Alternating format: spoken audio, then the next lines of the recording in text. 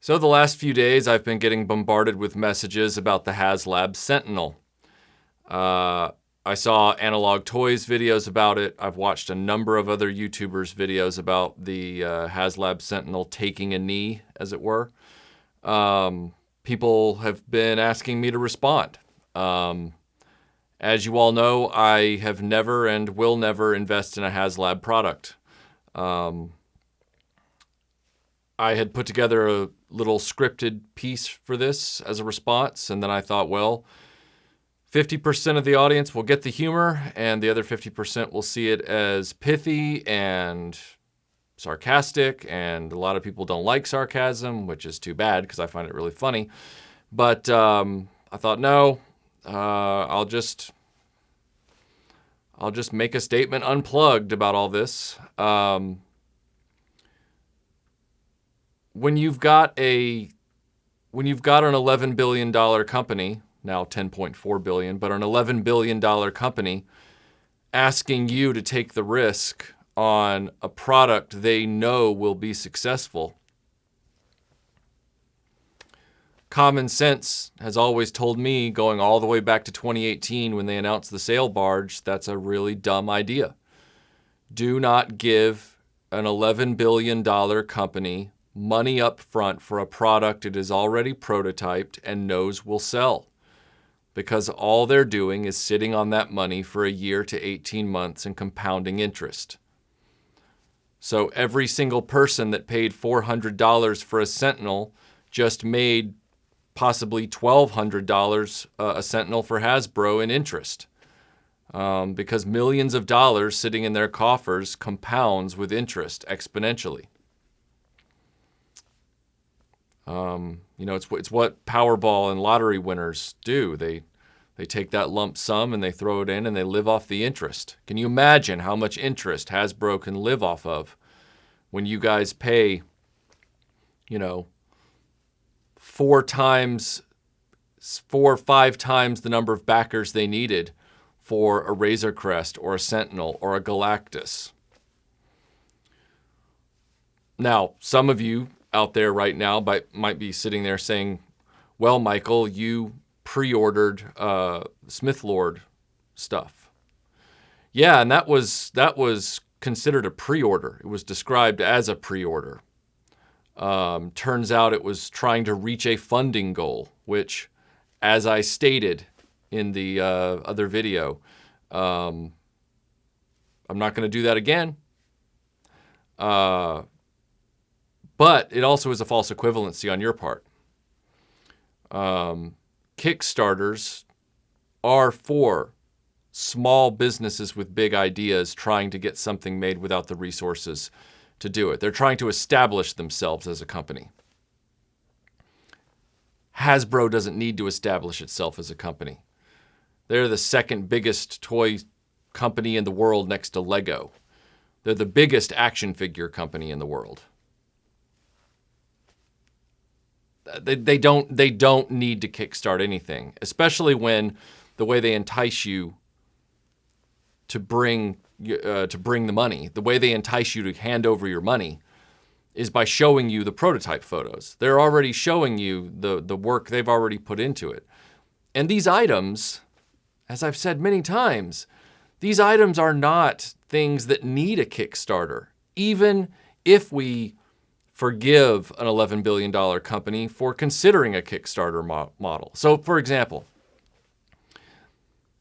if Hasbro wanted to relaunch Mask, or they wanted to relaunch Centurions or Visionaries, or start something very niche and esoteric that hasn't been seen out of their archive of IPs in a really long time, Cops and Crooks, I might not buy into the Kickstarter, but I could more or less understand why they would Kickstarter that. Because HasLab's whole thing was that it was supposed to be to spur the projects that otherwise would never get made because they don't make any business sense. Are you really going to sit there and tell me that Star Wars, Transformers, and Marvel projects don't make sense. I almost said products and then said projects. That's why that sounded weird. Products, projects. Does a Star Wars, Marvel, or Transformers product not make sense? Ever? Does it really need risk mitigation to see it become a reality? No, it doesn't. Anybody that wants to try and foist the argument that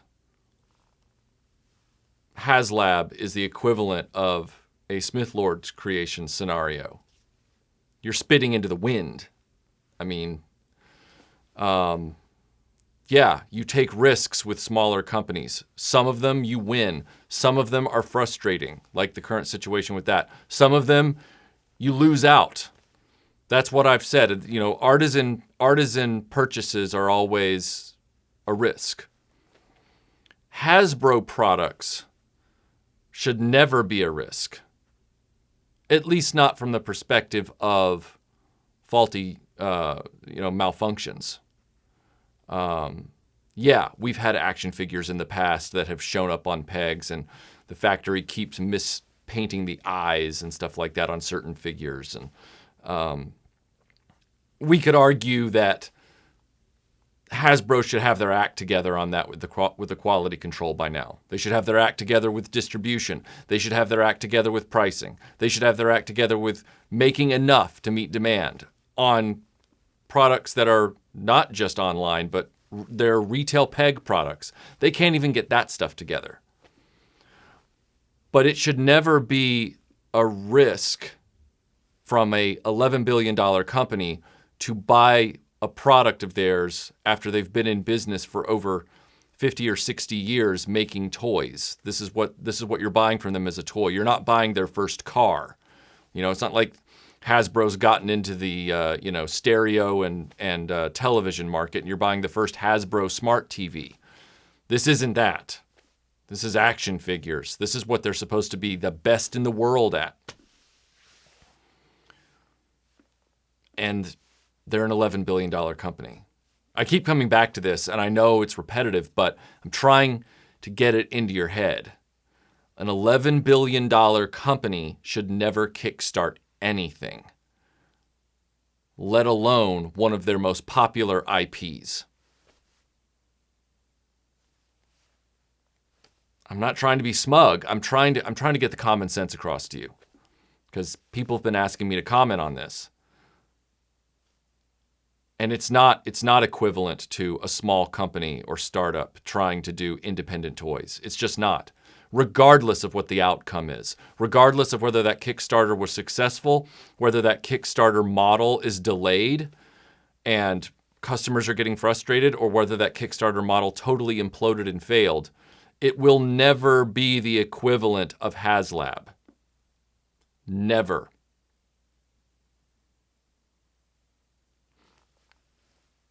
If Hasbro is asking you to pay $400 for something, and they're kickstarting it, so they're forcing you to pay for it up front, that definitely should never have been a risk for the consumer. But that's why I don't buy into Hasbro's BS, and never have with this stuff. Because Hasbro leverages their monopoly position on this all the time. They were already doing it at the retail pegs. They've already been showing their hand about this for the past really 10 years now with their poor distribution, their deteriorating production volumes, their deteriorating organization with how to get these products into the hands of consumers and customers and buyers and collectors and children. I've said a million times, they're more focused on wanting to be a movie studio. You know, first they wanted to buy into DreamWorks, then they wanted to buy Lionsgate, and all that failed. They have been focused in all these other places to the point that their eye is not on their toy business, not to the level it needs to be. But they keep trying to find get-rich-quick schemes, even though they don't need it. But that's what corporations do. They're a vacuum cleaner that tries to find new and innovative ways to swallow up your money. Nobody should have a Hasbro Pulse subscription. Oh, I'm paying to browse. I'm not guaranteed any of the items, but what they've found is a way to get your money on a monthly and or yearly basis. For nothing. For nothing. And in the HasLab side of things, they've figured out a way to get your money for a year on something they already know will sell. Does it ever occur to you that's the reason that they don't come forward with Visionaries products or Mask products or anything like that? It's because they know the work they're going to have to do to entice you to plonk your money down is in that prototyping. They don't even want to pay the money to prototype one of those things for a HasLab project because they want the sure thing. They want the thing they know is going to sell. They want that more than anything. They don't care that Sentinels would clear the shelves at a retail brick and mortar. They don't care. They don't care that those sail barges and those Razor Crests would sell like that on Target or Walmart online if you want to make it an online exclusive for a retailer. That Legacy Falcon got re-released as a Force Awakens Galaxy's Edge model at Target, and it sold in minutes at a $450 price tag, whatever it was. So don't sit there and tell me that these things won't sell at retail. They will, because we're the buyers. Hasbro's already saying that they're going to look into these claims of these Sentinels' knees. Their latest live stream, they didn't address it. They had a Sentinel literally on camera. They didn't address the knee issue at all, even though it was blowing up in the chat. Because they're a corporation and they can ignore you and step on you.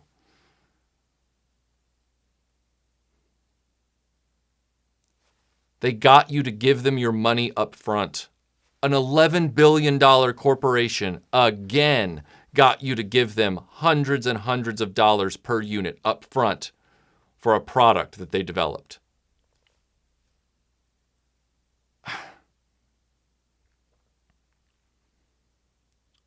Like I said, Hasbro is an established organization.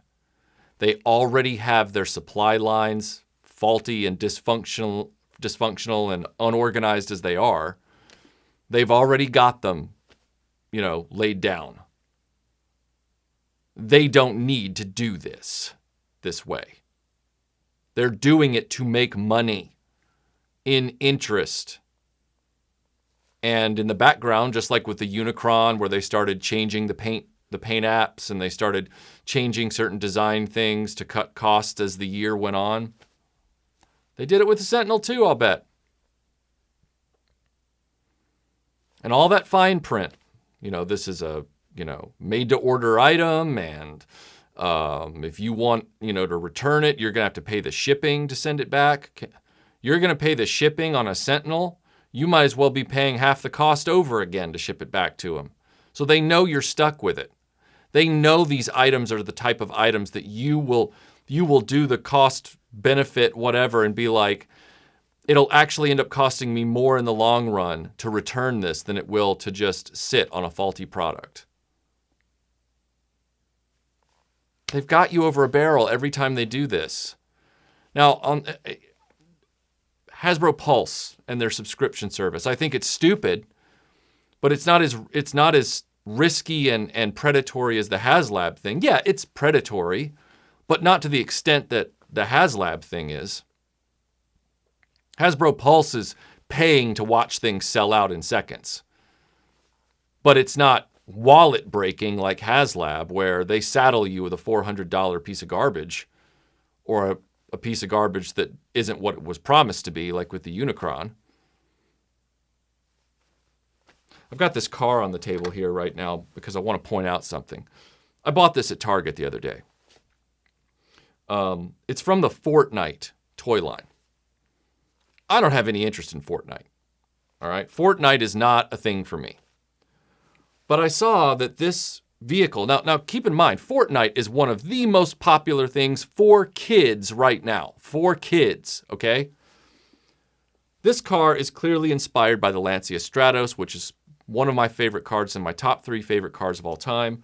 It has opening doors and it fits 3 3/4 inch to 4 inch scale action figures. Right there in my wheelhouse. I was stunned. I was like, I'm going to turn this into a wheel jack. I'm going to figure out a way to do that. And it's going to be a wheel jack, Lancia that can fit action figures. But what was more stunning to me was the fact that not only was this thing only $19.99, but it comes with its own action figure. It comes with a pilot. $19.99, a fully articulated 4-inch action figure, Fortnite character, don't know who he is, don't really care. But all of that for $19.99 of a very, very popular property. And that was more enticing to me than anything HasLab has done because, let's face it, let's just take a moment and all be honest with ourselves as adult collectors of toys and pop culture, icons and ephemera, okay? You can say that, oh, well, it's $350, $400, $450 because of the licensing fee and all of the paint apps and all the detail and all the features they put into it. How many of those features are you going to be using on your display shelf? For 90% of you who are listening to me right now, when you buy a toy, you pick a position if it's an action figure, a pose, or when it's a vehicle, you get it out of the box if you're an out-of-the-box collector, and you put it on a shelf and you put a few figures around it. And then after that, it never moves. So all of those excuses that you give as to why Hasbro has to charge all this money for these things, while the most popular children's property, which is a very, very profitable video game, is able to put out quality vehicles with opening doors and smooth as butter axles for the wheels. I mean, this thing is silent. Very well made. Comes with an action figure. It's a vehicle. $20. $19.99. Boom. Flat. You're done. You walk out with it. And they've got other vehicles that are bigger than this that are also reasonably priced, commensurate to their scale. Big rigs and, tactical vans and other stuff like that. They've got them for prices people can afford. I'm telling you guys, Hasbro has been the worst when it comes to giving you guys the reasons, I say lies, as to why their stuff is so expensive. You think a Fortnite IP isn't expensive? I know Disney bilks all their IPs to their licensees. I get it, but really.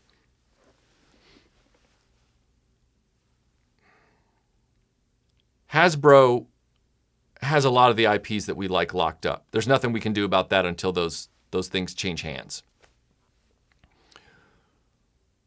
But in the meantime, we don't have to allow ourselves to be abused by their additional attempts on top of their sort of suspicious pricing and their excuses as to why they price things a certain way and why they can't get these things to customers and why things sell out so quickly and why they don't send enough to meet demand and all that stuff that we've talked about before. That's bad enough, frustrating enough. But at least in a retail store, you can choose if you're going to spend your money on that or not, if you can find it.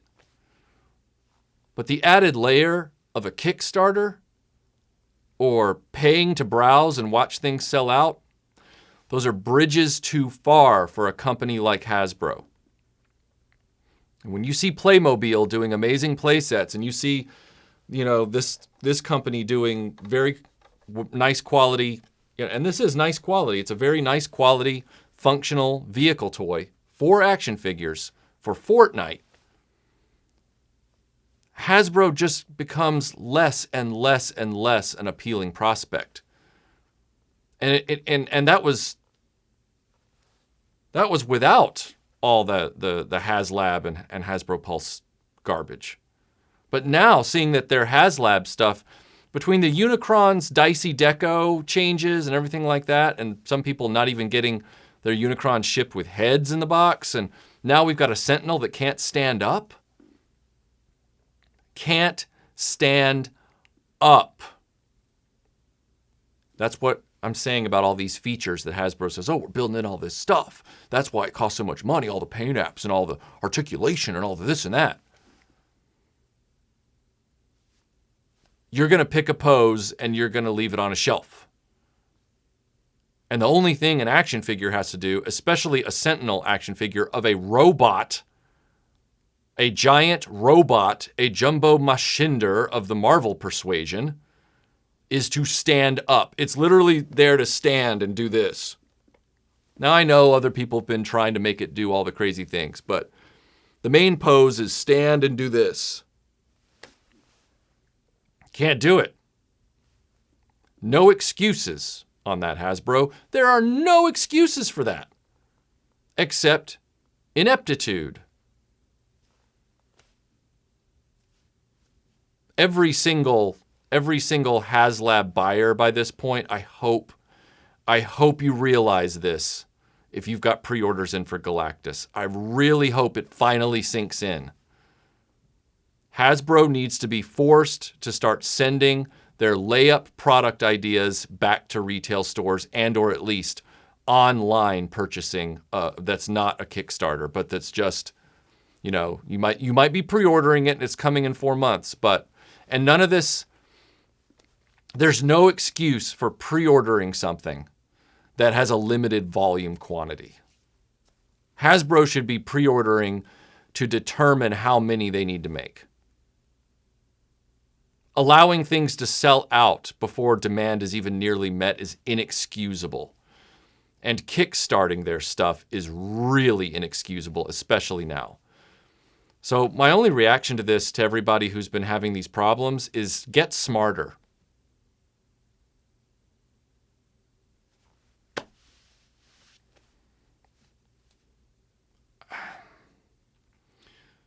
I got smarter when it came to, even the smaller companies. I'm not happy about, what's happened recently. But I felt like, and still do, on a case-by-case basis, that smaller companies are the ones that created and justify the Kickstarter model, the investor model, for better or worse. But Hasbro does not. Hasbro has gotten to a place, and they got to it decades and decades ago, where it's their venture, their risk. They should not be exploiting these new revenue models, because it's not for them. And if they're going to use those models, they could at least deliver a quality product, and they can't even do that. Because corporations are only as good as the situation is perfect. Corporations don't know how to adapt. They don't know how to reflexively change course. They don't know how to fix things. Corporations only know how to function when conditions are perfect. And their whole purpose in existing is to sell you stuff. Corporations are there to sell you products and services. But it's becoming more and more evident that they're only good at doing that when the runway is clear, there are no crises that are existential, and they don't have to adapt to anything, and they can just continue doing what they do. Lobbying, national governments to not tax them or tax them even less than before so they can put more money in their pockets. Meanwhile, finding ways to make less and less for the consumer while making more and more profit. We're a service that's supposed to provide X for the customer. But we've decided that we no longer have an obligation to meet demand for those products that customers depend on us for. And on top of that, we can't even get those products in the hands of customers 18 months after, a crisis. Because we're only good at bilking people when we're not beleaguered ourselves. Really efficient system they've got going on. Corporate culture's great. It's a joke is what it is. It's a total joke. And that's why I still, even with the frustrations that can come of it, if you've got a gun to my head, I'll hand my money to the smaller company every day before I hand my money in advance to the corporation. If you got a gun to my head and said you have to choose, I wouldn't even hesitate. I'd be like, let the smaller company have my money. If I've got to give it in advance, if you're forcing me to, and that's the real key, you're not forced in either respect. So why on earth, when you're not being forced, would you give money in advance to an $11 billion company? Especially now. Especially after what they've just accomplished with the Sentinel. Get smarter. Don't let them do this to you again. Put HasLab in the grave.